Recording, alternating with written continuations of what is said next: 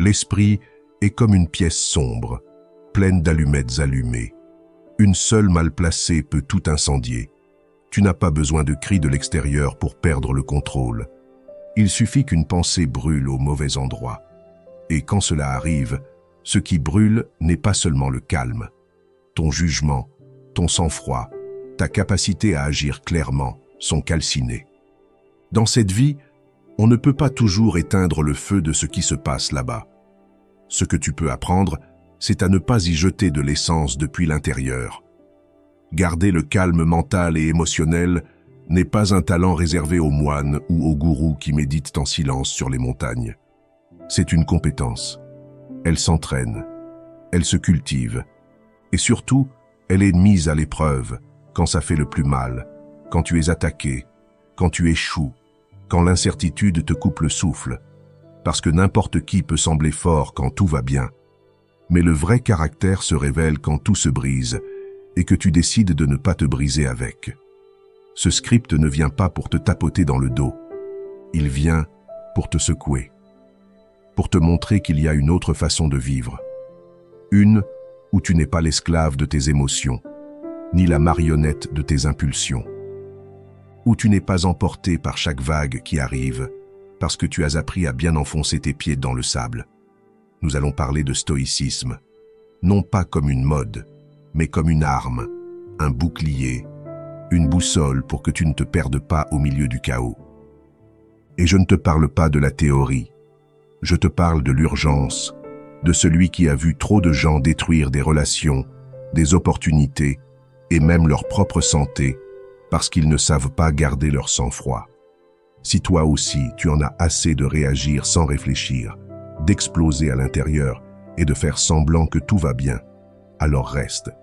Ici, tu vas apprendre à fermer la porte quand le bruit veut t'envahir, à respirer quand tout en toi crie pour attaquer et à répondre avec sagesse quand le monde attend que tu perdes les pédales. Ce n'est pas une vidéo douce, c'est un avertissement parce que celui qui n'apprend pas à calmer son esprit finit par en faire sa pire prison. 1. Ferme les poings de ton âme avant de lâcher des mots qui blessent. L'esprit en colère est comme une cocotte minute sans soupape de sécurité. Plus elle accumule de chaleur, plus elle devient dangereuse. Et quand elle explose, elle ne choisit pas qui elle blesse. Parfois, elle emporte avec elle ceux que tu aimes le plus. C'est pourquoi apprendre à te contenir dans les moments de tension n'est pas une faiblesse, c'est de l'intelligence émotionnelle. C'est la différence entre blesser et protéger, entre réagir et répondre, entre être dominé par tes émotions ou les dominer. Il y a des situations qui te poussent à la limite. Quelqu'un t'humilie, t'interrompt, te provoque. Et en toi, une alarme se déclenche. Ton pouls s'accélère, ta bouche veut cracher des mots chargés de rage. C'est alors que tu dois appliquer ce principe stoïcien. Fermer les poings de ton âme. Non pas pour ignorer ce que tu ressens, mais pour le soutenir avant qu'il ne te contrôle. Parce qu'un mot dit au mauvais moment peut ruiner ce que tu as construit pendant des années. Tu peux avoir raison, mais si tu l'exprimes avec du venin, ton message perd de sa force, et ton caractère aussi. Le stoïcisme enseigne que le pouvoir réside dans la pause. Entre ce qui se passe et ta réaction, il y a un espace. Et celui qui contrôle cet espace contrôle sa vie. Il ne s'agit pas de toujours te taire ou de permettre des abus. Il s'agit de choisir quand parler, comment parler et pourquoi parler. Toute impulsion ne mérite pas de devenir un mot. Toute pensée ne mérite pas une voix. Il y a des personnes qui tirent avec leur langue et essaient ensuite de ramasser les balles avec des excuses. Mais le mal est déjà fait. Te maîtriser au milieu du feu n'est pas quelque chose qui arrive du jour au lendemain. Cela s'entraîne. Chaque fois que tu choisis le silence plutôt que le cri, chaque fois que tu respires avant de parler, chaque fois que tu réfléchis avant de lâcher la première chose qui te vient à l'esprit, tu te renforces. Tu démontres que ton calme est plus fort que ta colère. Et cela, dans un monde plein de personnes qui réagissent par instinct, est un super pouvoir. Ferme les poings de ton âme pour ne pas frapper avec ce que tu dis. Utilise ton esprit comme un filtre, pas comme une arme. Si ce que tu es sur le point de dire n'améliore pas le silence, mieux vaut garder cette énergie pour construire. Parce que parfois, le respect se gagne, non pas en disant la dernière chose, mais en sachant quand se taire. Et la paix mentale, celle que tu cherches tant, se maintient lorsque tu choisis de ne pas te contaminer avec ce que les autres provoquent. Tu n'as pas besoin de prouver quoi que ce soit à qui que ce soit quand tu sais qui tu es. Parler par impulsion peut te donner une petite satisfaction momentanée, mais au détriment des relations, du respect ou même de ton propre équilibre émotionnel. Et il n'y a pas de mot qui vaille plus que le calme que tu obtiens lorsque tu décides de ne pas te détruire de l'intérieur juste pour gagner une discussion. Alors la prochaine fois que la colère te pousse à parler sans réfléchir, arrête-toi. Respire. Souviens-toi que tu n'es pas ici pour réagir comme tout le monde. Tu es ici pour répondre comme quelqu'un qui entraîne son esprit, comme quelqu'un qui ferme les poings de son âme, non pas pour blesser, mais pour protéger sa paix, comme si c'était la chose la plus précieuse qu'il possède. Toutes les pensées ne méritent pas d'être hébergées. Ton esprit est comme une maison sans porte. Chaque pensée qui passe par là essaie d'entrer sans permission. Certains arrivent en silence, d'autres frappent fort. Et si tu n'es pas éveillé, ils s'infiltrent et finissent par vivre avec toi comme s'ils étaient les propriétaires des lieux. Le pire, c'est qu'une fois à l'intérieur, ils décorent les murs avec des doutes, des peurs et des voix qui ne t'appartiennent pas. C'est pourquoi tu as besoin de devenir le gardien de ton esprit, ce gardien ferme qui ne permet pas à n'importe quelle idée de s'installer sans être remise en question. Nous vivons entourés de bruit, les opinions des autres, les jugements, les peurs, les insécurités, les souvenirs, l'anxiété pour l'avenir. Tout cela frappe quotidiennement à la porte de ta conscience. Et si tu n'es pas présent, si tu n'apprends pas à observer clairement ce que tu penses, tu finis par croire que chaque pensée qui apparaît est vraie. Mais ce n'est pas le cas. Tout ce que tu penses ne mérite pas d'être pris au sérieux. Tout ce qui traverse ta tête ne mérite pas d'être hébergé. C'est l'une des leçons les plus importantes que tu peux apprendre si tu veux avoir la tranquillité d'esprit. Le stoïcisme ne te demande pas de nier ce que tu ressens ou penses, mais de l'examiner, de le remettre en question, de le mettre à l'épreuve avant de l'accepter comme une vérité absolue. Lorsqu'une pensée te dit que tu n'es pas suffisant, que tout va mal se passer, que tu n'as pas ce qu'il faut, arrête-toi. Demande. D'où vient cela? Est-ce réel ou juste une interprétation? Est-ce que je vois les faits ou suis-je juste pris dans le filtre de ma peur? Surveiller ton esprit n'est pas de la paranoïa, c'est de l'intelligence émotionnelle. C'est comprendre que ton monde intérieur peut être un allié ou un ennemi selon la façon dont tu le formes. La plupart des gens souffrent plus de ce qu'ils imaginent que de ce qui se passe réellement. Ils se torturent avec des scénarios qui ne se sont pas produits, se punissent avec des mots que personne n'a dit, se sabotent en croyant des choses qui ne vivent que dans leur tête. Ce n'est pas vivre, c'est survivre pris au piège dans un champ de mine mentale. Et sortir de là commence par se réveiller, par te mettre debout face à ta propre pensée et lui dire « Tu ne commandes pas ici. Chaque jour, tu as des milliers de pensées. Toutes ne sont pas utiles, toutes ne sont pas vraies, toutes ne te font pas du bien. Choisis celles que tu laisses entrer et celles que tu laisses passer. Sois sélectif. Un esprit désordonné crée des émotions débordantes. Et quand les émotions te contrôlent, tu perds en clarté, tu perds en direction, tu perds en pouvoir. Donc, si tu veux avoir le contrôle émotionnel, tu as d'abord besoin d'un ordre mental. Et cet ordre commence par la surveillance, pas avec rigidité, mais avec conscience. Il y a des pensées qui sont comme des invités toxiques. Au début, ils semblent inoffensifs, mais finissent par tout manipuler de l'intérieur. Ils te font douter, te comparer, abandonner avant même d'essayer.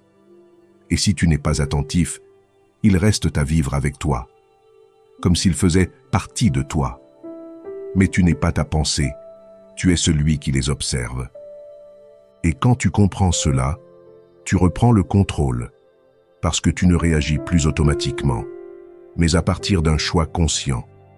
Alors, surveille ton esprit comme un sentinelle, pas avec peur, mais avec fermeté. Ne laisse pas n'importe quelle idée te voler la paix ou te pousser à agir contre ce que tu es. Révise, filtre, questionne, parce que ta tranquillité n'est pas perdue à cause de ce qui se passe à l'extérieur. Elle est perdue lorsque tu laisses n'importe quelle pensée détruire ce qui est encore en construction en toi. Tu as déjà de la valeur sans témoin. Chercher la validation, c'est comme se tenir devant un miroir brisé en espérant voir une image claire. Peu importe comment tu t'ajustes, tu te verras toujours déformé, fragmenté, incomplet. Et si tu t'habitues à définir ta valeur selon le reflet que les autres te renvoient, tu vivras en poursuivant les applaudissements et en fuyant le silence. C'est une façon lente et silencieuse de te perdre. Depuis notre plus jeune âge, nous apprenons à chercher l'approbation. Nous le faisons avec nos parents, nos amis, nos partenaires, des inconnus sur les réseaux sociaux. Nous attendons que quelqu'un nous dise que nous allons bien, que nous avons bien fait, que nous sommes suffisants.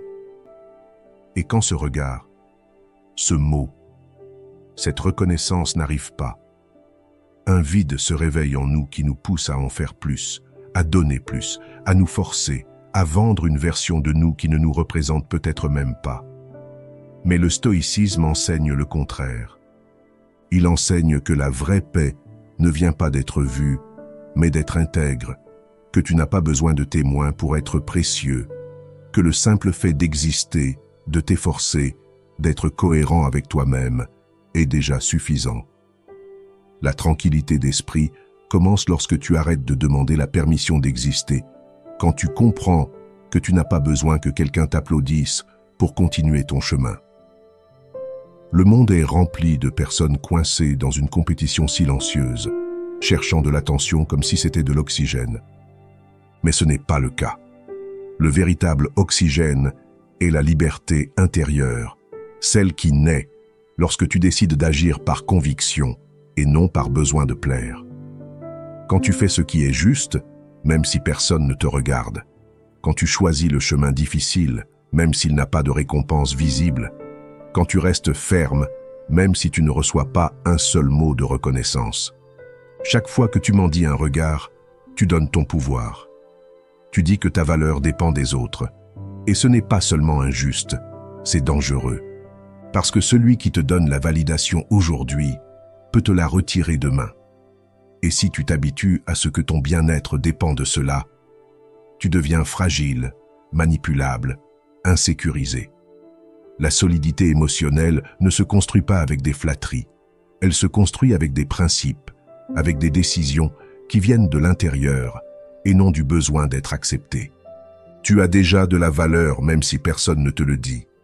Tu es déjà suffisant même si personne ne t'applaudit.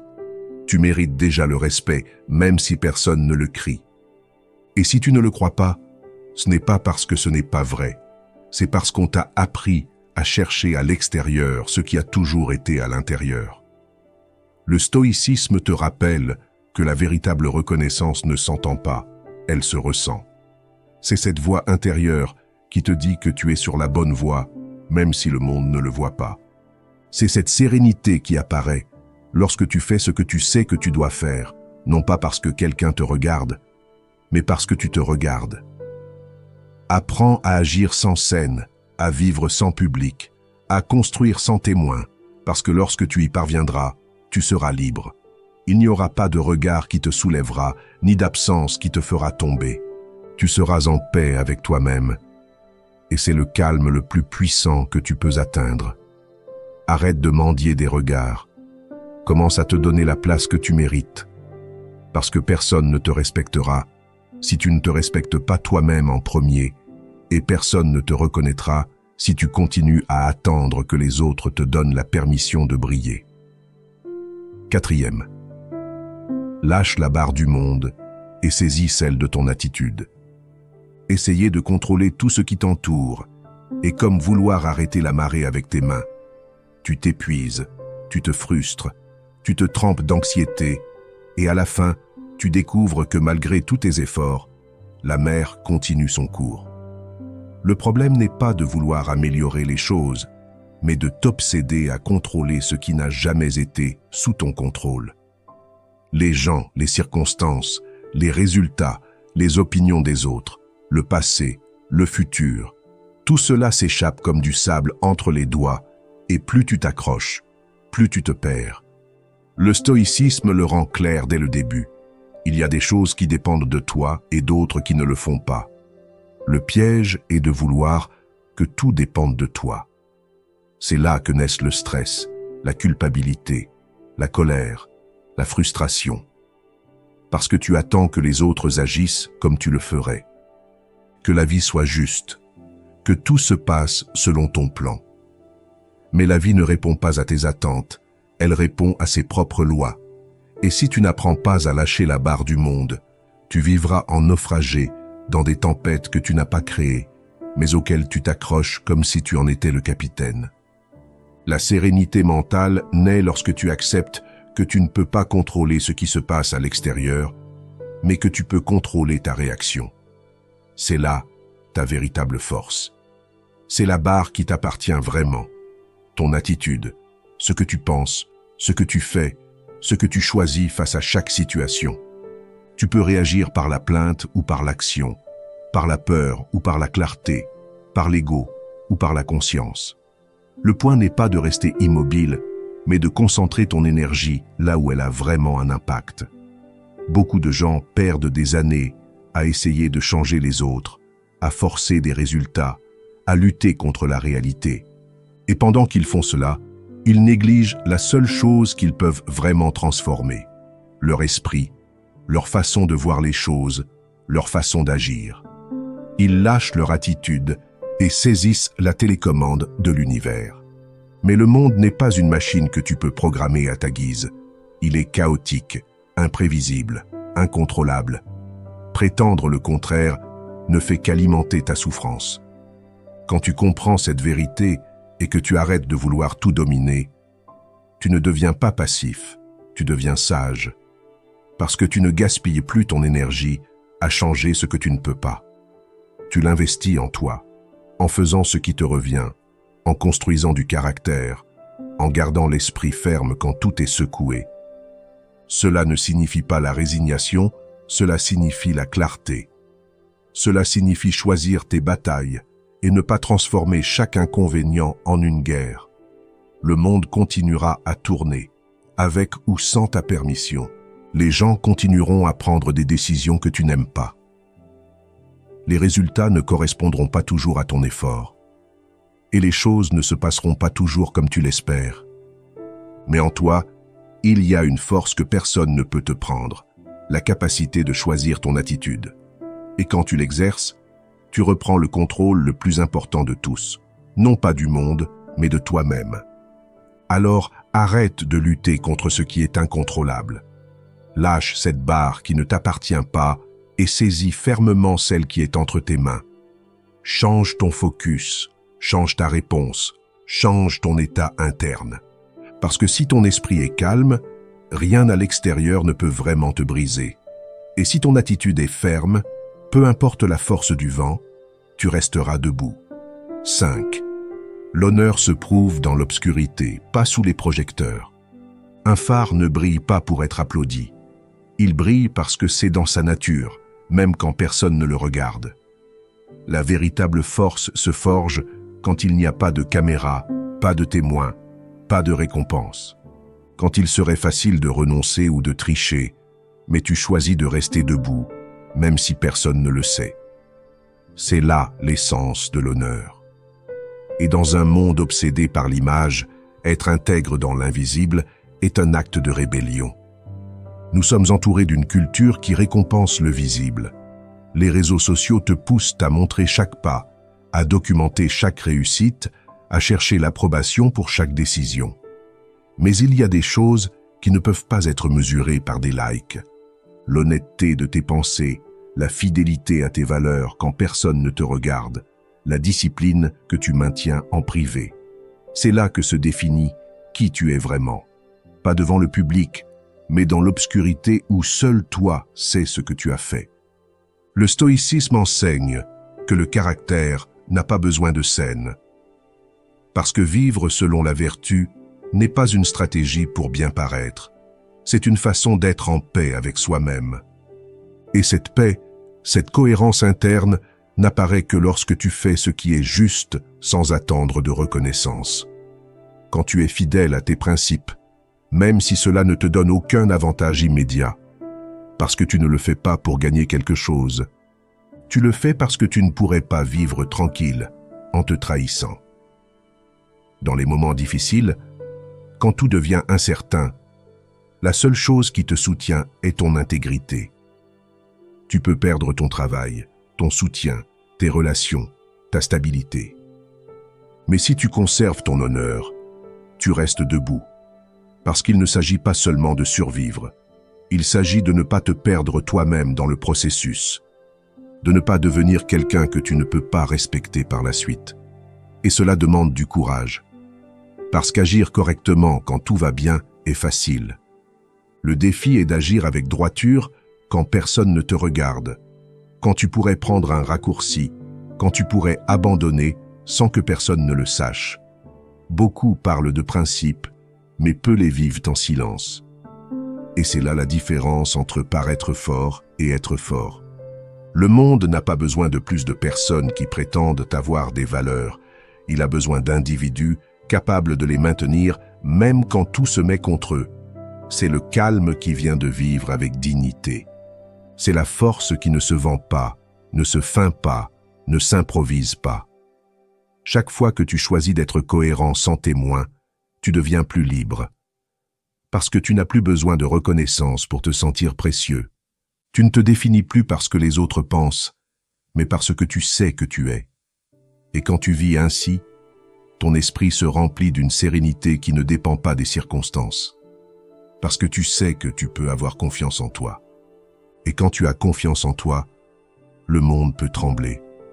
Tu ne vas pas te briser. Rappelle-toi cela chaque fois que tu es tenté de prendre la voie facile. Chaque fois que tu penses que personne ne s'en rendra compte. Chaque fois que tu crois que ça ne vaut pas la peine de faire ce qui est juste s'il n'y a personne pour applaudir. Ça en vaut la peine. Parce que tu es là, tu vas vivre avec toi. Et tu es la seule personne que tu ne peux pas tromper. Alors reste debout, non pas parce qu'on te regarde, mais parce que tu regardes qui tu choisis d'être. 6. Parle moins. Construis plus. Les mots sont comme des briques. Tu peux les utiliser pour ériger des murs qui impressionnent ta première vue. Ou tu peux les utiliser pour construire une base solide et silencieuse qui soutient vraiment ce que tu es. Le problème est qu'aujourd'hui, nous vivons entourés de châteaux de vent, de promesses vides, de discours qui sonnent bien, mais qui ne résistent pas à une seule tempête. Beaucoup de gens parlent de ce qu'ils vont faire, de ce qu'ils vont changer, de comment ils vont améliorer leur vie, mais ils restent là, dans le bruit, à la surface, dans la tentative de convaincre les autres, sans s'être d'abord convaincus eux-mêmes. Le stoïcisme ne valorise pas celui qui parle le plus, mais celui qui agit le plus. Marc Aurèle le disait clairement, ne perds plus de temps à discuter de ce qu'est une bonne personne. Sois-en une, parce que ce qui transforme ta réalité ne sont pas tes idées ni tes opinions, mais tes actes. Et si tu veux garder le calme mental, si tu veux vraiment arrêter de te sentir frustré, anxieux ou vide, commence par réduire le volume de tes mots et augmenter le poids de tes actions. Il y a des moments où parler moins n'est pas se taire, c'est choisir intelligemment. C'est arrêter de te justifier, de promettre, d'expliquer ton processus à ceux qui n'en ont pas besoin. Tu n'as pas à raconter à tout le monde tes plans, tes objectifs, tes batailles. Tu n'es pas obligé de prouver quoi que ce soit. Ce à quoi tu es obligé, c'est d'être vrai avec toi-même, à prendre des décisions concrètes, à maintenir des habitudes, à corriger ce que tu sais être mal, sans avoir besoin de l'annoncer à chaque étape. Parler peut être un piège déguisé en motivation. Il te donne la fausse impression d'avancer, Il te fait sentir que tu fais déjà quelque chose, alors qu'en réalité, tu ne fais que planifier, rêver, répéter. Mais quand tu baisses le volume de ton discours et passes à l'action, tout change. Parce que tu ne cherches plus à paraître, tu cherches à construire. Tu ne cherches plus l'attention, tu cherches la transformation. Et cela génère une paix différente, plus solide, plus silencieuse, mais infiniment plus puissante.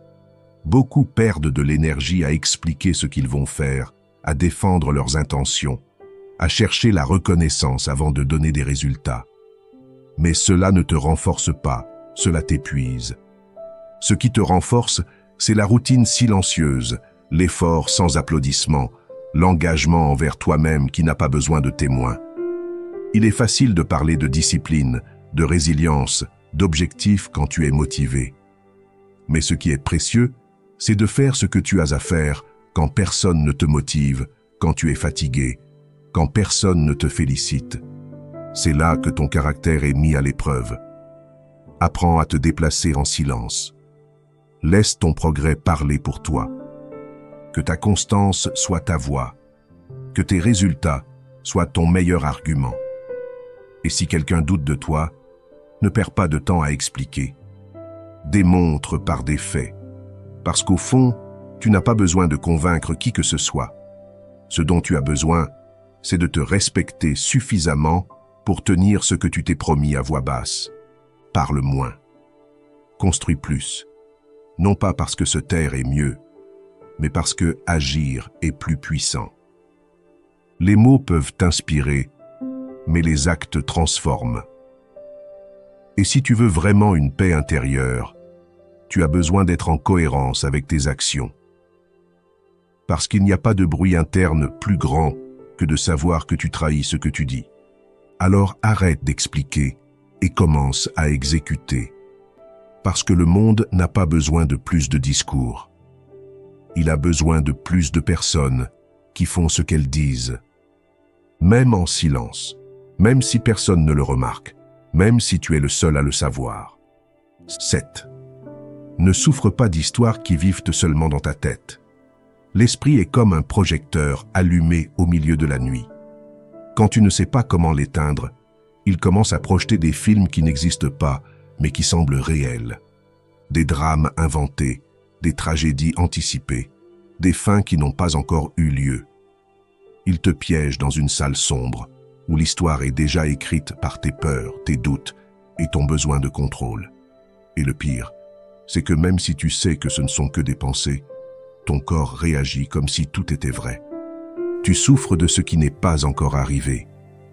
Tu es anxieux de ce qui n'arrivera probablement jamais. Et tu finis par souffrir d'un film que tu as toi-même projeté. Nous avons tous été là. Tu te couches et tu ne peux pas dormir parce que ton esprit ne cesse d'imaginer le pire. Tu analyses une conversation 1000 fois. Tu te punis pour une erreur minime. Tu anticipes un problème qui n'existe pas encore. Et dans ce cycle s'en va ton énergie, ta paix, ton présent. C'est comme si tu étais pris entre ce que tu ne peux plus changer et ce qui n'est pas encore arrivé. Le stoïcisme t'offre une sortie. Reviens au présent. Arrête de vivre dans des mondes imaginaires. Concentre-toi sur ce qui se passe réellement devant toi, pas sur ce que ton esprit invente pour te saboter. La plupart des souffrances humaines ne proviennent pas de la réalité, mais de l'interprétation que tu en fais. Et ces interprétations, si tu ne les remets pas en question, deviennent des vérités toxiques. Il est facile de tomber dans le piège de supposer, d'exagérer, de mal interpréter. Mais chaque fois que tu le fais, tu nourris un monstre que tu as créé toi-même. Ce monstre s'appelle la pensée incontrôlée. Et il ne se calme pas avec des distractions ou un positivisme vide. Il se calme avec la conscience. Observe tes pensées. Demande-toi, est-ce un fait ou une histoire que je fabrique? Ai-je des preuves réelles ou me laissais-je simplement emporter par la peur? Le pouvoir de ton esprit est si grand qu'il peut construire des réalités fausses qui te volent ta tranquillité. Mais il peut aussi être entraîné à se concentrer sur le concret, sur l'utile, sur ce que tu peux faire maintenant. La différence réside dans ton attention. Là où tu mets ton attention, tu mets ton énergie. Et si toute ton attention est sur des scénarios qui ne se sont pas encore produits, tu gaspilles ta force vitale sur quelque chose qui n'a pas de substance. Il ne s'agit pas d'ignorer ce qui fait mal, mais de ne pas le multiplier par des fantasmes destructeurs. Le stoïcien ne nie pas ses émotions, mais il ne se laisse pas emporter par elles. Il apprend à reconnaître quand son esprit crée des tempêtes qui n'existent pas. Et quand il le fait, il revient à l'essentiel. Qu'est-ce qui se passe réellement? Que puis-je faire avec cela maintenant? Est-ce que je choisis la pensée qui me renforce ou celle qui m'affaiblit? C'est la pratique quotidienne. Revenir au présent chaque fois que ton esprit essaie de te traîner dans l'abîme de l'anticipation, du regret ou de la peur imaginaire. Souffrir de ce qui est dans ta tête, c'est comme porter un sac à dos plein de pierres qui n'existent pas. La seule façon de le lâcher est de réaliser que tu l'as rempli toi-même. Et si tu l'as rempli, tu peux aussi le vider. Tu n'as pas besoin de tout contrôler, tu n'as pas besoin d'anticiper chaque résultat. Tu as juste besoin d'être ici, maintenant, avec l'esprit éveillé et le cœur en paix. Alors, chaque fois que tu sens que le chaos commence en toi, rappelle-toi ceci. Chaque pensée n'est pas une vérité, chaque émotion ne mérite pas une réaction, et chaque histoire qui traverse ton esprit ne mérite pas ta souffrance. Éteins le projecteur, reviens au présent. Et rappelle-toi que la tranquillité n'est pas dans le futur, ni dans ce qui aurait pu être, elle est dans ta décision de lâcher ce qui n'a jamais existé. Sois ferme avec toi-même, même si personne ne te regarde. Une bougie ferme n'a pas besoin d'être regardée pour rester allumée. Elle ne brille pas pour l'approbation, ni ne s'éteint par oubli. Elle brûle simplement parce qu'elle est faite ainsi. C'est ainsi que doit être ton engagement envers toi-même. Il ne dépend pas de qui t'applaudit, ni de qui te regarde, ni de combien de personnes le remarquent. Il dépend de toi, de combien tu valorises ta parole, de combien ta intégrité est forte quand le monde ne regarde pas, quand tu es seul avec tes décisions, quand personne ne te demande rien, et pourtant tu choisis ce qui est juste. Nous vivons dans une culture où tout semble avoir besoin de témoins. Si tu ne le partages pas, ça ne compte pas. Si tu ne le montres pas, ça n'a pas d'importance. Mais la vérité est que les décisions qui marquent le plus ta vie ne sont pas celles que tu prends en public, mais celles que tu prends lorsque tu es seul avec ta conscience. C'est là que naît la véritable fermeté. Dans ce moment inconfortable où tu pourrais te relâcher, abandonner, te tromper toi-même, et tu choisis de ne pas le faire. Non pas parce que quelqu'un te regarde, mais parce que tu te regardes. Et tu n'es pas prêt à te décevoir. Le stoïcisme n'a pas besoin de scène. Il ne s'agit pas de paraître sage, mais de pratiquer la sagesse dans l'invisible. Être ferme avec toi-même signifie que tu tiens tes promesses même si personne ne le sait, que tu t'entraînes même si personne ne te motive, que tu es fidèle à tes valeurs même s'il n'y a pas de conséquences visibles si tu les brises. Il est facile d'être discipliné quand on te regarde. Il est facile d'être cohérent quand il y a une récompense. Ce qui est difficile, ce qui te fait vraiment monter, c'est de rester sur ton chemin sans besoin de stimulation externe. Tout le monde n'a pas besoin de savoir ce que tu fais. Ce qui compte, c'est que tu saches pourquoi tu le fais. Parce que lorsque ton engagement vient de l'intérieur, il devient plus fort, plus stable, plus authentique. Et cette authenticité est ce qui te donne la tranquillité d'esprit. Tu n'as pas besoin de porter l'anxiété de montrer constamment des résultats. Tu n'as pas besoin de vivre en fonction de l'approbation externe. Ce dont tu as besoin, c'est du respect de soi. Et ce respect se construit lorsque tu choisis la fermeté sur l'excuse, l'action sur la justification, la constance sur l'applaudissement. Être ferme avec toi-même n'est pas être rigide. C'est être honnête, c'est reconnaître tes faiblesses sans te rendre à elles. C'est tomber et se relever sans avoir à te justifier devant personne. C'est te regarder dans le miroir et savoir que même si personne ne le voit, tu as fait le bon pas. Parce que la cohérence ne se mesure pas en mots, elle se mesure en habitude. Et les habitudes les plus puissantes naissent du silence, de l'engagement solitaire, de ces petites décisions que personne ne célèbre, mais qui changent tout. Ta tranquillité ne se construit pas de l'extérieur. Elle n'est pas apportée par un conseil, ni par une phrase motivante, ni par un regard d'approbation.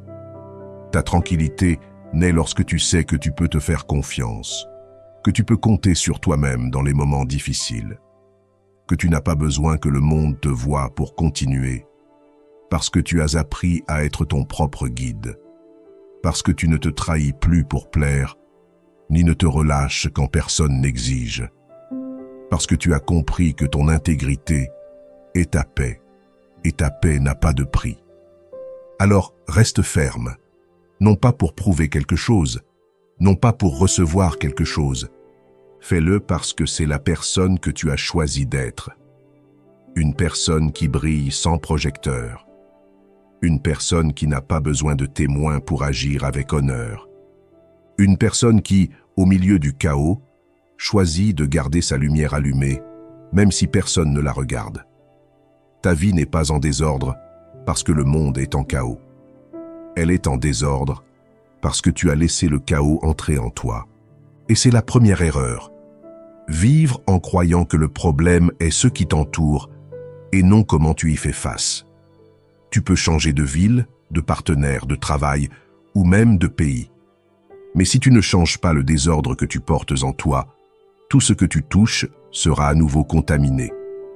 Car le désordre interne ne se résout pas avec des excuses.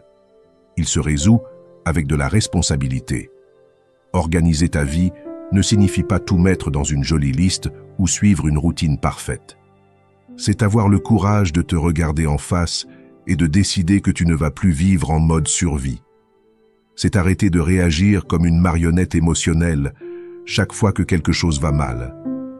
C'est nettoyer ton espace parce que tu sais que l'environnement influence ton esprit. C'est respecter tes horaires parce que ton temps a de la valeur. C'est apprendre à dire non sans te sentir coupable. Et surtout, c'est comprendre que l'ordre n'est pas rigidité, mais liberté. Le stoïcisme n'est pas venu pour faire de toi un robot sans émotion.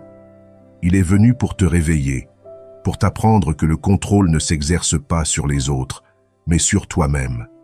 Que tu ne peux pas dominer ta vie si tu ne peux pas dominer tes impulsions. Et que si ton environnement est en miettes, c'est probablement parce que tu as laissé ton esprit se briser aussi. Mais tu n'es pas condamné à rester ainsi. Tu peux te relever. Tu peux te reconstruire. Tu peux nettoyer le désastre, un par un, et reprendre les rênes. Cette vidéo est pour ceux qui en ont assez de vivre à la merci du chaos, du désordre, de l'apathie. Ici, il n'y a pas de promesses vides, ni de formules magiques. Il y a la vérité. Dure, directe, mais nécessaire. Nous allons parler de 8 leçons stoïciennes pour reprogrammer ton esprit et réorganiser ta vie depuis la racine. Parce que si le changement ne commence pas en toi, il ne commence nulle part. 1. Réorganise ton environnement comme si tu nettoyais ton esprit. Ton esprit est comme une maison que tu emportes partout avec toi. Si cette maison est sale, désordonnée, avec des fenêtres cassées et des coins sombres remplis de poussière, peu importe que tu te promènes dans des endroits magnifiques, tu continueras à porter le même chaos. Peu importe si c'est lundi ou vendredi, s'il y a du soleil ou de la pluie, si dehors il y a du calme ou de la tempête, si à l'intérieur tout est un désastre. Nettoyer ton espace physique n'est pas un simple acte d'hygiène, c'est un rituel de respect envers toi-même. Chaque objet hors de place, chaque assiette sale, chaque vêtement jeté sur le sol est un reflet de ce que tu permets dans ta tête. Si ton environnement est un miroir, alors tu dois commencer par ce que tu peux toucher avec les mains. Parce que souvent, ce que tu ne nettoies pas à l'extérieur s'accumule à l'intérieur. Ce n'est pas un hasard si lorsque tu es triste, ta chambre est un chaos, ni si lorsque tu es perdu, tu ne sais pas où tu as mis tes clés. Ce n'est pas non plus une coïncidence si lorsque tu reprends le contrôle de ta vie, tu commences à balayer, à nettoyer, à ranger, comme si quelque chose en toi exigeait un nouveau départ. Et oui, c'est exactement ça. Ton corps le sait, ton esprit le demande, ton âme en a besoin. Mais tu ne le fais pas. Tu continues à vivre parmi des tas de choses que tu n'utilises pas, à accumuler des objets qui ne signifient rien, à laisser la saleté et le bruit visuel anesthésier ta présence. Tu ne nettoies pas parce que tu es fatigué, parce que tu n'as pas le temps, parce que tu penses que cela n'a pas d'importance, mais cela compte. Cela compte beaucoup plus que tu ne le penses. Le stoïcisme enseigne que tu ne peux pas contrôler le monde, mais tu peux contrôler ta réponse à celui-ci. Nettoyer ton espace est une réponse, c'est un message, c'est une façon de crier à la vie. Je suis ici, éveillé, présent, prêt à agir. Tu n'as pas besoin d'avoir une maison parfaite ni d'acheter des meubles chers. Tu as besoin de comprendre que chaque coin où tu vis est un reflet de ce que tu cultives à l'intérieur. La propreté n'est pas esthétique, c'est de la discipline, c'est une intention.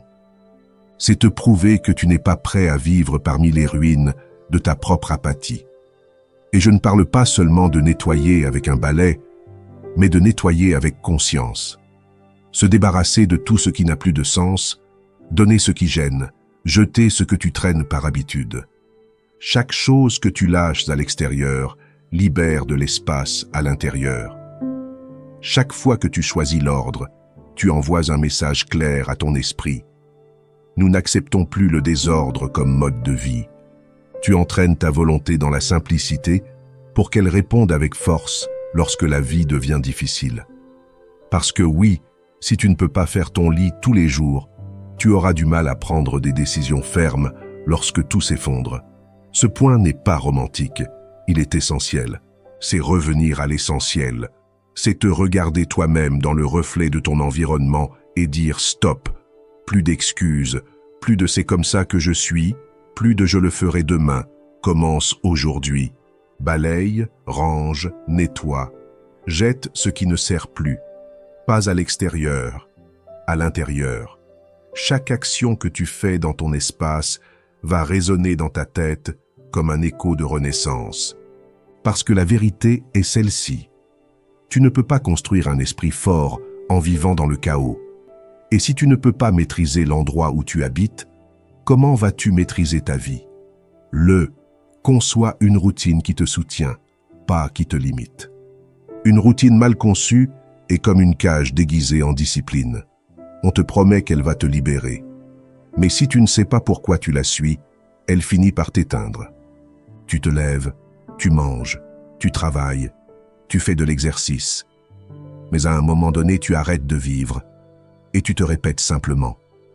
Tu deviens quelqu'un qui respire, mais ne ressent pas, qui avance, mais ne choisit pas, qui accomplit, mais ne crée pas. Tu n'es pas vivant, tu es automatisé. C'est pourquoi tu n'as pas besoin d'une routine parfaite. Tu as besoin d'une routine qui te soutient, qui te rappelle pourquoi tu fais ce que tu fais, qui ne t'enferme pas, mais qui te pousse.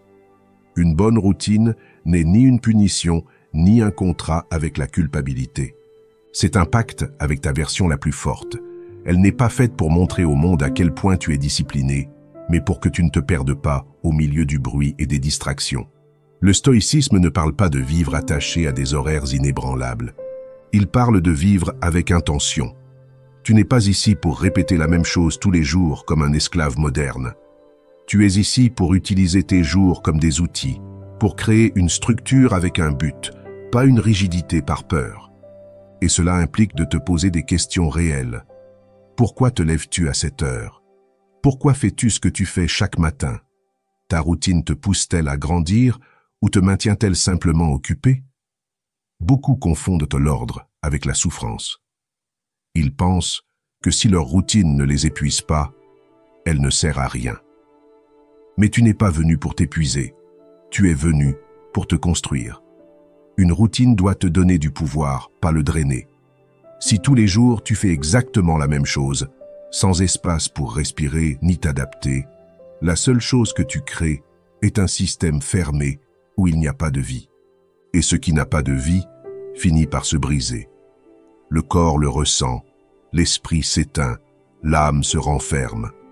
C'est pourquoi, au lieu de suivre des routines que tu as copiées de quelqu'un d'autre, conçois-en une qui est faite sur mesure pour toi, une qui te rapproche de ce que tu valorises, pas de ce qu'on attend de toi. La routine stoïcienne part d'un principe simple. Domine ta journée avant que la journée ne te domine. Mais cette domination ne se réalise pas par la rigidité ou la culpabilité. Elle se réalise par la conscience. Tu peux te lever tôt sans être esclave de l'horloge. Tu peux t'entraîner tous les jours sans haïr ton corps. Tu peux travailler intensément sans perdre ton âme dans le processus. Il ne s'agit pas d'éliminer la spontanéité, mais de l'intégrer avec intention. Il ne s'agit pas de tout contrôler, mais d'avoir une base solide à partir de laquelle agir en toute liberté. Si ta routine t'écrase, tu n'es pas fort, tu es têtu. Change. Ajuste. Lâche ce qui ne te sert pas. Ajoute ce qui te fait du bien, même si cela ne semble pas productif. Parfois, un moment de silence, une pause pour respirer, une promenade sans but peuvent être plus puissants qu'une heure de productivité forcée. L'objectif n'est pas de respecter un horaire. L'objectif est de devenir quelqu'un capable de soutenir sa vie avec fermeté. Et tu n'y parviens pas avec plus d'exigence, tu y parviens avec plus de clarté. Ta routine ne doit pas être une prison, elle doit être un pont, un lieu d'où tu peux avancer, construire, te transformer. La concevoir avec intention est un acte de pouvoir personnel. C'est prendre les rênes de ton temps, de ton énergie et de ton focus. Ne vis pas comme quelqu'un qui accomplit. Vis comme quelqu'un qui crée. C'est la différence entre répéter les jours et construire ton destin. Et cette différence est dans ta routine. Élimine l'excès sans culpabilité ni attachement. Tu traînes des choses comme si tu étais une valise cassée dans un aéroport vide. Tu vas dans la vie en portant l'inutile. Des personnes qui n'ajoutent plus rien, des habitudes qui ne fonctionnent plus, des objets qui n'occupent que de l'espace, des pensées qui ne te retirent que la paix. Et le pire, c'est que tu t'attaches à tout cela comme si cela te définissait, comme si le laisser serait trahir quelque chose de sacré. Mais il n'y a pas de liberté tant que tu continues à accumuler. Ce que tu ne lâches pas te retient. Ce que tu n'élimines pas te stagne. Et si tu ne décides pas de couper le poids mort, tu finiras par vivre une vie si saturée que tu ne pourras plus respirer. L'excès n'est pas toujours visible. Parfois, il se ressent comme de l'anxiété, comme une fatigue constante, comme ce sentiment que peu importe ce que tu fais, tu es toujours coincé. Parce que ce n'est pas que tu manques d'espace, c'est que tu es saturé de choses inutiles. Tu veux avancer, mais tes poches sont pleines de pierres. Tu veux penser clairement, mais ton esprit est plein de bruit. Tu veux te reposer, mais tu es entouré de tâches en suspens qui ne signifient rien.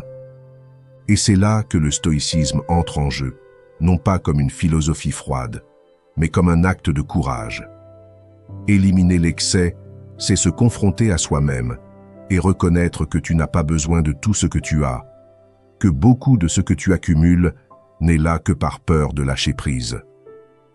Tu dois comprendre que simplifier ta vie n'est pas abandonner, c'est se renforcer.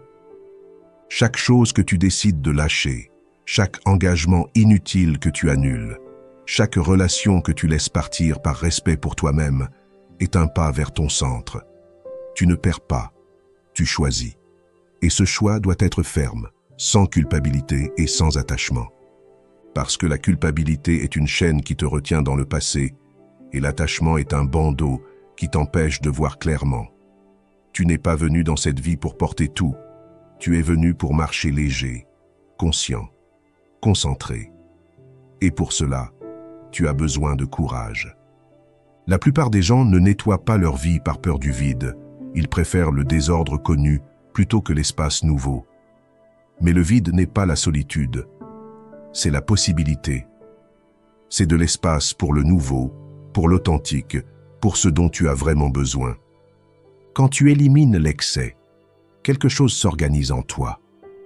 Tu commences à penser mieux, à décider avec plus de fermeté, à agir avec moins de friction. Tout coule, non pas parce que le monde a changé, mais parce que tu as décidé de cesser de retenir l'inutile. Ce point n'est pas une invitation à tout jeter sur un coup de tête. C'est une provocation à revoir, à observer avec honnêteté ce que tu retiens par habitude ou par peur. Fais-le avec fermeté, sans drame. Débarrasse-toi de ce qui ne vibre plus avec toi. Libère-toi du « au cas où ». Efface ce qui te freine. Tu n'as pas besoin de justifier chaque décision de nettoyage. Tu n'as pas besoin d'expliquer au monde pourquoi tu t'es éloigné de quelqu'un ou pourquoi tu as quitté ce travail. Tu as juste besoin de reconnaître que ce n'était plus une partie de ton chemin. Vivre avec moins n'est pas une mode, c'est une stratégie. C'est ce que font ceux qui veulent avancer sans distraction. Ceux qui ont compris que la valeur réside dans l'essentiel, pas dans l'abondance. Élimine sans peur, coupe sans culpabilité, laisse partir sans explication. Ta paix vaut plus que tout ce que tu dois lâcher. Et si ça fait mal, que ça fasse mal, mais que ça libère aussi. Parce qu'il y a des douleurs qui ouvrent de l'espace. Et il y a des charges que tu ne peux plus porter. Lâche-les aujourd'hui, pas demain.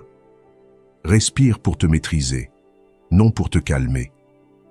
Une étincelle n'allume pas un feu si elle n'a pas d'oxygène. De même, une émotion ne te contrôle pas si tu sais respirer avant d'agir. Mais te voilà, vivant comme si chaque instant était une menace personnelle, répondant sans réfléchir, explosant pour tout, te laissant emporter par des impulsions comme si tu n'avais pas le choix. Tu vis piégé dans la réaction automatique et ensuite, tu te demandes pourquoi ta vie semble être une répétition de conflits, de frustrations et de regrets. Ce n'est pas de la malchance, c'est un manque de contrôle. Et le contrôle ne se gagne pas en criant plus fort, il se gagne en respirant plus profondément. Respirer n'est pas seulement une fonction biologique, c'est un outil, une ancre, une arme silencieuse qui te permet de reprendre le contrôle lorsque tout en toi crie que tu perds la tête. Tu n'as pas besoin de crier pour te défendre. Tu n'as pas besoin de répondre dans la première seconde pour démontrer ton pouvoir. Le véritable pouvoir est dans l'attente, dans l'observation de l'impulsion, dans le fait de ne pas céder au premier coup émotionnel. C'est ce que les stoïciens comprenaient clairement, que le premier mouvement ne doit pas être vers l'extérieur, mais vers l'intérieur. Respire, sens, évalue, puis agis. Parce que si tu réagis sans conscience, tu finis par être l'esclave de tes émotions les plus basiques. Respirer avant de réagir n'est pas de la passivité, c'est de la stratégie. C'est l'art de choisir ta réponse, au lieu de laisser ton passé ou ton ego blessé décider pour toi. C'est te regarder dans le miroir de la colère, de la peur, de l'orgueil, et dire « pas aujourd'hui, pas comme ça, pas encore ». Et ce ne sera pas toujours facile. Il y a des moments où le sang monte comme une marée sauvage, où tout en toi demande à combattre, à crier, à agir impulsivement. Mais juste là, à cet instant critique, tu as un choix, et ce choix est la première brique de ton autodiscipline. Combien de fois t'es-tu regretté de ne pas t'être tu? Combien de fois as-tu pensé que si tu avais seulement attendu quelques secondes, tout aurait été différent? Ce n'est pas un hasard, c'est une preuve. L'esprit a besoin d'espace pour penser, et cet espace est construit par la respiration. Ce n'est pas une pratique ésotérique ni quelque chose de symbolique, c'est de la physiologie, c'est de la neuroscience. Quand tu respires profondément, tu donnes à ton système nerveux l'opportunité de baisser les défenses, de calmer le corps, d'ouvrir l'esprit. Et quand le corps se calme, l'esprit voit plus clairement. Quand l'esprit voit plus clairement, la vie change. Tu n'as pas besoin d'être un maître spirituel pour faire cela. Tu as juste besoin de décider que tu ne veux plus être une victime de ta propre impulsivité.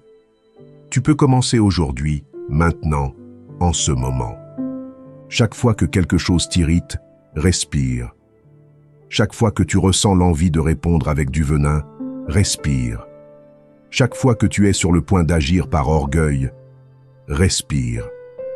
Respire comme celui qui choisit consciemment sa prochaine action. Respire comme celui qui sait que chaque décision construit ou détruit quelque chose. Respire comme celui qui n'est plus disposé à être un pion de ses émotions. Tu n'es pas faible pour t'arrêter. Tu es sage parce que celui qui peut t'attendre peut gouverner. Et celui qui peut gouverner ses réactions peut transformer sa vie. Il ne s'agit pas de réprimer ce que tu ressens. Il s'agit de le diriger, de le canaliser, de l'utiliser avec intention. Parce que si tu ne choisis pas ta réponse, quelqu'un d'autre le fera pour toi. Et ce quelqu'un sera ta version la plus impulsive, la plus blessée, la plus enfantine. Alors fais de la respiration ton habitude, ton bouclier, ton rappel constant que tout ne mérite pas une réponse immédiate, que tout n'est pas aussi urgent qu'il y paraît. Parce que parfois, tout ce dont tu as besoin pour éviter une chute est une seule respiration consciente. Et si tu apprends à l'utiliser, tu auras entre tes mains l'une des clés les plus puissantes de la maîtrise de soi. 5e. Fais du silence ton sanctuaire, pas ta punition. Nous vivons entourés de bruit, mais le plus dangereux n'est pas celui qui est à l'extérieur, mais celui que tu ne peux pas éteindre à l'intérieur.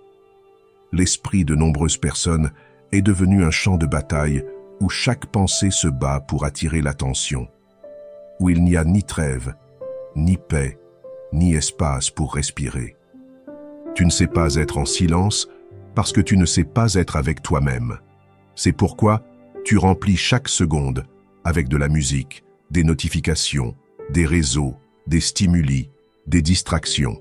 Parce que si le bruit s'éteint, les vérités apparaissent, et ces vérités souvent dérangent.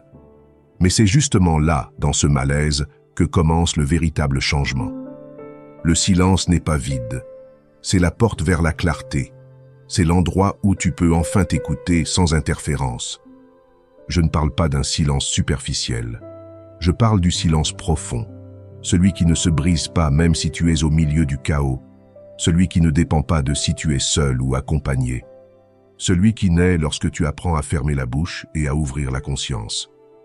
Les stoïciens ne cherchèrent pas le bruit, ils cherchèrent la présence, parce qu'ils savaient qu'un esprit qui ne sait pas se taire ne peut pas voir clairement, ne peut pas penser avec précision, et encore moins agir avec sagesse. Tu as besoin d'apprendre à créer des espaces où tu peux te retrouver sans masque, des espaces où le jugement externe n'a pas de voix, où le passé n'interfère pas et où le futur ne te tourmente pas.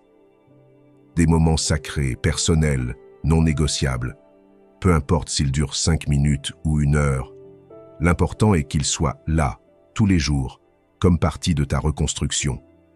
Tu peux t'asseoir seul, tu peux marcher sans but, tu peux écrire en silence, tu peux simplement fermer les yeux et respirer. Tu n'as pas besoin d'une méthode, tu as besoin d'un engagement. Parce que dans un monde qui crie, le silence devient un acte de rébellion. Ne confonds pas le silence avec l'inactivité. Le silence n'est pas passivité, c'est de l'entraînement. C'est là que tu renforces ton jugement, où tu filtres le bruit mental et choisis avec quelle pensée tu vas continuer à porter. Si tu ne fais pas silence, tout devient urgent. Si tu ne fais pas silence, n'importe quelle opinion t'emporte. Si tu ne fais pas silence, tu perds la boussole et tu finis par suivre des chemins qui ne sont pas les tiens. C'est pourquoi tu as besoin de t'arrêter, tu as besoin de t'écouter et tu as besoin de le faire avec intention, avec fermeté, avec respect pour toi-même. Tu n'aimeras pas ça au début, parce que quand tu éteins le bruit, tout ce que tu as évité va sortir. Mais tu n'es pas là pour éviter, tu es là pour affronter, pour grandir, pour maîtriser ton esprit et ne pas être dominé par lui. Et tu n'y parviens que si tu apprends à supporter le silence sans courir, sans fuir, sans chercher à remplir l'espace avec n'importe quoi. Parce que celui qui peut être en silence sans se briser est celui qui peut affronter n'importe quelle tempête sans se rendre. Fais de ce silence un rituel, non pas parce que c'est à la mode, non pas parce que tu l'as vu dans une vidéo, mais parce que tu comprends que sans lui, tout le reste perd son sens. Tu ne peux pas construire une vie solide sur un esprit saturé. Tu ne peux pas prendre des décisions sages si tu ne sais pas t'écouter sans distraction. Tu ne peux pas avancer si tu ne sais pas t'arrêter, aussi simple, aussi brut. Commence par un instant. Éteins tout, ferme les yeux, respire et reste là, avec toi, sans jugement, sans hâte, sans bruit. Si tu peux supporter ce moment, tu peux commencer à changer ta vie de l'intérieur. Parce que le silence, quand tu le comprends, n'est plus une punition, c'est du pouvoir. Et ce pouvoir t'appartient. 6. Protège ton attention comme si c'était ta seule arme. Ton attention est la porte par laquelle tout ce qui te construit ou te détruit entre. Ce que tu regardes, ce que tu écoutes, ce à quoi tu t'exposes, ce que tu consommes au quotidien, c'est ce qui façonne ton esprit. Ce n'est pas une exagération, c'est une réalité brutale que la plupart préfèrent ignorer. Tu es où tu es, non seulement à cause de ce que tu fais, mais aussi à cause de ce que tu permets d'occuper ton attention. Et si tu n'es pas capable de la défendre, alors tu l'as déjà perdue. Parce qu'il y a des millions de choses là-bas qui cherchent à la kidnapper, réseaux, publicité, personnes, drames, problèmes d'autrui, bruit déguisé en divertissement. Si tu ne décides pas fermement à quoi prêter attention, le monde décidera pour toi. Et crois-moi, le monde ne veut pas que tu sois libre, il veut que tu sois manipulable. L'attention ne se récupère pas avec une sieste ou une après-midi déconnectée. Elle s'entraîne, elle se discipline, elle se protège bec et ongles, parce qu'elle est limitée, fragile et extrêmement puissante. Chaque fois que tu prêtes attention à quelque chose, tu investis ta vie dedans. Pas seulement ton temps, ta vie. Et le plus tragique, c'est que beaucoup de gens investissent leur attention dans des déchets émotionnels, en se comparant à des vies fausses, en discutant avec des inconnus, en suivant des histoires d'autres personnes, pendant que leur propre histoire stagne. Ce n'est pas de la liberté, c'est de la reddition. Si tu n'es pas capable de dire non à ce qui ne mérite pas ton attention, alors tu ne vis pas, tu réagis. Le stoïcisme enseigne que nous ne devons pas gaspiller d'énergie sur ce qui ne dépend pas de nous. Et ton attention est justement cela, ton centre de pouvoir. Si tu la donnes à l'extérieur sans discernement, tu te vides. Si tu l'utilises avec conscience, tu te renforces. Parce que ce sur quoi tu te concentres grandit. Si tu te concentres sur le conflit s'étend. Si tu te concentres sur ton but, ce but devient plus clair. Si tu te concentres sur ce qui te manque, le vide s'approfondit. Et si tu te concentres sur ce que tu peux construire, la vie commence à s'organiser. Tu dois te blinder, pas avec arrogance, mais avec intelligence. Filtre, choisis, protège. Tout ne mérite pas une réponse. Tout ne mérite pas ton énergie. Tout ne mérite pas une place dans ta journée. Et cela inclut les personnes. Il y a ceux qui existent seulement pour te disperser, pour te désorganiser, pour te traîner sur un terrain émotionnel qui ne te concerne pas. Apprends à les identifier. Apprends à t'éloigner sans culpabilité. Parce que si tu continues à laisser n'importe qui avoir accès à ton attention, tu finiras sans espace pour toi-même.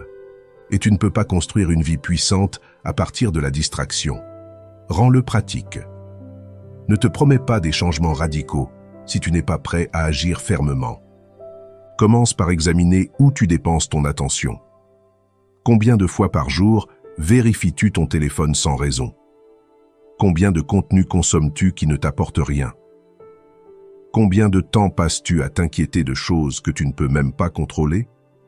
La réponse à ces questions te montrera combien de contrôle tu as réellement.